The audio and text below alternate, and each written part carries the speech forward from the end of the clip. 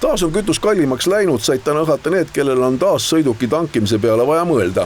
Kütuse sõjas või siis hinnasurves, mis nüüd juba pea 2 kuud kestnud on, ei tea kunagi ette, mis liiter kütust maksab järgmisel päeval. Kõik jaemüüjad on kaotanud oma suured soodustusprogrammid. Täna üritatakse vaid jälgida iga konkurendi sammu. Mida tarbijad teevad, tarbijad tarbivad ühe korraga kütust tankides rohkem, võtavad nii-öelda paagi täis, kartes, et järsku homme lõpeb kütuse hinnasõda ära. Aga käärid on väga suured, et ma vaatasin, et eelmine aasta septembrikuus oli maailmaturu hind samal tasemel, ehk et kütuse sisseostu hind samal tasemel, võib-olla selline 1 sendi jagu oli selle aasta septembris hind kõrgem, aga samal ajal posti hinnad on 20–25 senti madalamad.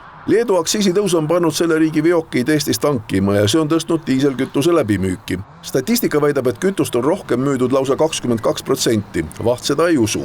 Seal on mingisugune anomaalia, et kui ma nüüd võtangi, et diisel on kasvanud 9%, bensiin 5%, aga samal ajal posti hinnad on 20–25 senti madalamad, siis tegelikult see tõus nii suur ei saa olla, kui Statistikaamet ütleb. Muutused tõusu osas seisavad aga veel ees, sest Eestis on juba hiljaks jäädud uute Euroopa Liidu direktiivide rakendamisega, millede sisu on kliimapoliitika.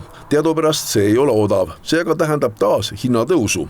Transpordi- ja kütusesektori jaoks on siis taastuvenergia direktiivi 3. versioon ja on siis heitkogustega kauplemise süsteemi 2. versiooni rakendamine. Et see taastuvenergia direktiiv nüüd puudutab maanteetranspordi just eelkõige selles osas, et kui palju peab lisama kütustele siis sellist taastuvtoorainest pärinevaid kütuseid. Et see on nagu põhiline, mis hakkab sealt meid mõjutama ja muidugi heitkogustega kauplemise süsteemis on see konkreetne kvoodi hind. Tegelikult need kohustused oleks pidanud juba rakenduma, aga ei ole. Kas riiki selle eest ähvardab trahv? Raske öelda, aga mitte võimatu.